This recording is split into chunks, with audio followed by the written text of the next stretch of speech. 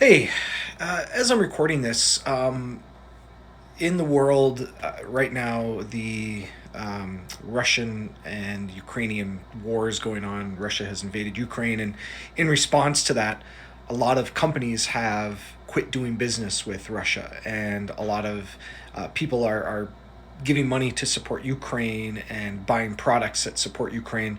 And the reason I bring that up is when you're watching this, that may all be done now, but I want you to at least remember this time when all this stuff was going on because it's a good introduction to this chapter about consumerism, which it may not seem right away, but with consumerism, one thing to think about is that the choices that we make in regards to the companies we support, the jobs that we know are being created because of these products, where the money goes, what countries are there, how does it fit our lives.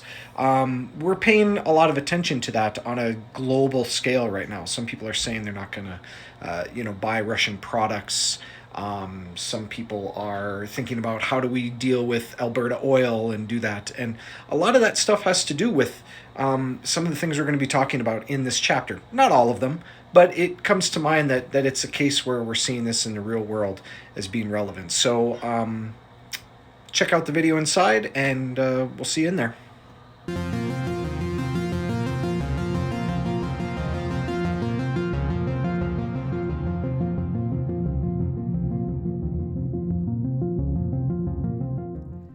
Hello.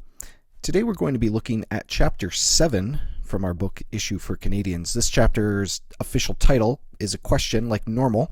What role should consumerism play in our economy? So we're going to be looking at the economy of Canada and the US, and we've taken a look at some of those economic issues last chapter.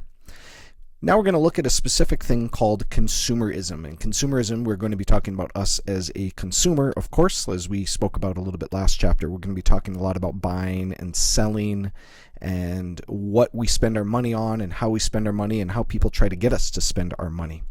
So the focus question for this part of the chapter, the focus of this video today, is how does consumer behavior affect the quality of life for individuals and groups in Canada and the US. So just like last time, we're looking at a focus of quality of life, okay? That's one of the things we're going to be focused on here. And then we're looking at not just individuals and groups, but individuals and groups in Canada and the United States. Now, today, when we look at some things, we're going to see that we're not going to be focusing too much on Canada and the US separately, but together as we get marketed to and as we get thinking about jobs and different parts of the economy, how do those things affect these two countries? Well, the first thing we need to do is talk about what consumerism is. Consumerism is this idea that links prosperity, how prosperous you are, how good you feel, how much money you have, how you see your life. And it links that prosperity to the demand that consumers have for their goods and services. This makes the consumer, the person that's buying things, very central to this economic decision making, because with consumerism, it's the consumer's the one that is making the decisions of what is bought or not.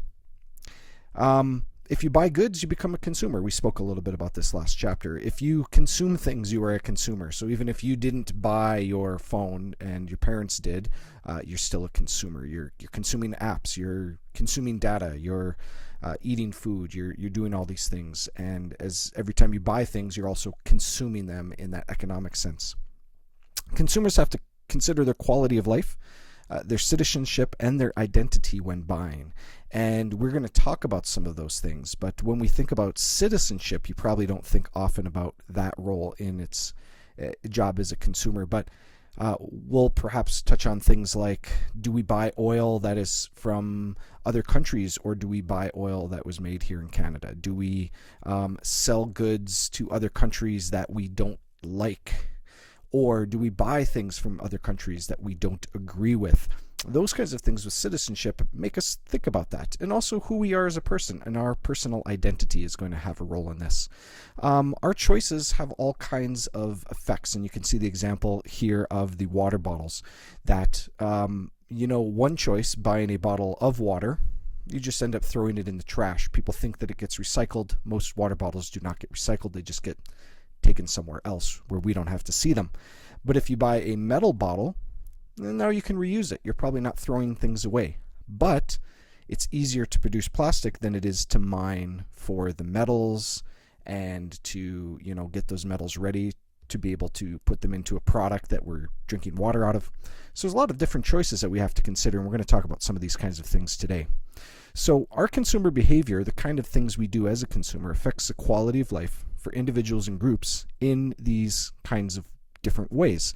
It affects society in the choices that we make. For instance, the jobs that people have, the quality of the environment that we are living in, and some of the things that guide our behavior as consumers is our identity, our health and safety of both us and of the communities that we find ourselves in or the countries we're part of, the jobs that are available, environment, marketing. We're going to take a look at all these different factors today. Well, the first factor is identity, and choices reflect our identity. I'd ask you to take a second and take a look at the clothes you're wearing. The clothes you've chosen to wear today probably are some kind of a reflection of the identity that you have. Okay?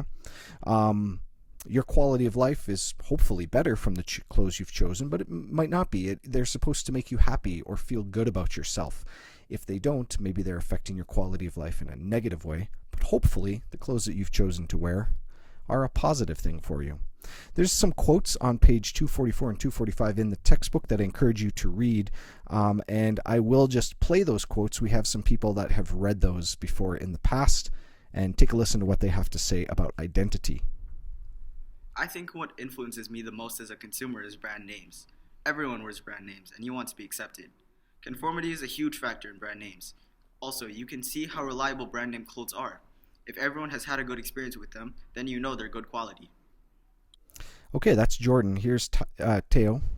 I'm mainly influenced by my friends and family's opinions because I see them every day. But even though my friends and family give me their opinions, I don't like to confirm.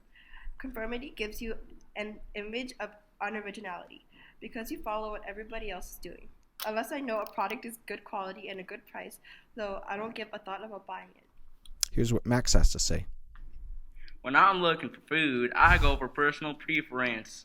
100%. Same goes for video games and movies. I don't care what the ads or other people say. If I like it, I'll buy that. That's only somewhat true when I'm buying clothes, though. I usually try to buy the brand that's popular, unless I don't have enough money. Then I usually save up until I do. All in all, I try not to let advertising influence me too much, although it is kind of difficult. I always forget about Max, and he always surprises me every time. Excuse me. Here's Megan. I just started working, so one of the most important influence for me is price. Brand names are also a big influence. When I see stars with a particular product, I'm compelled to buy it. I want to know why these big stars with lots of money are buying it. So when you think about this factor of identity, think about the things you choose to buy. Is there something that makes you who you are? Is there something that people would say, yep, that is something totally that you would buy because you're into this kind of thing? It might be a certain clothing style. It might be a type of music, a shoe, who knows, certain kind of electronics. Those type of things often influence our identity. What we consume defines a little bit of who we are. And if you bought a thing that was outside of that identity, people would be perhaps shocked. People would be surprised at that. The second factor we're going to take a look at today is health and safety. Now, this one is, you're aware of it because you've learned about these kinds of things in health class. So there's not a lot to say that we haven't said, other than the fact that in Canada and the United States, we have laws that require warnings on certain products if they think they're going to be unhealthy to us. Cigarettes have these labels to discourage consumers. People will still buy the stuff despite the warnings, and we'll talk about some other warnings in just a second here. But usually the health and safety things are on the negative side, that these things could be dangerous, these things might be harmful. I don't think of any product that I can think of that's got a warning on it because of a law that says like this product will, make your life wonderful and you'll be the happiest person in the world if you eat this. They may say something like that, but it's not put there by law. Usually the law is there to warn us that this thing could be dangerous. But there's other things that could be dangerous too, like we know that fast food causes obesity in kids. It's been proven that fast food is a major contributor to obesity in children. So should we put warning labels on a Big Mac? How about on sugary drinks like a cola? We know that sugary drinks and things like that can help lead to type 2 diabetes and other complications, which could cause some really bad things to happen to your body. Should we put warnings on soda cans to say, hey, you know what, too much of this sugary drink could cause you some serious problems?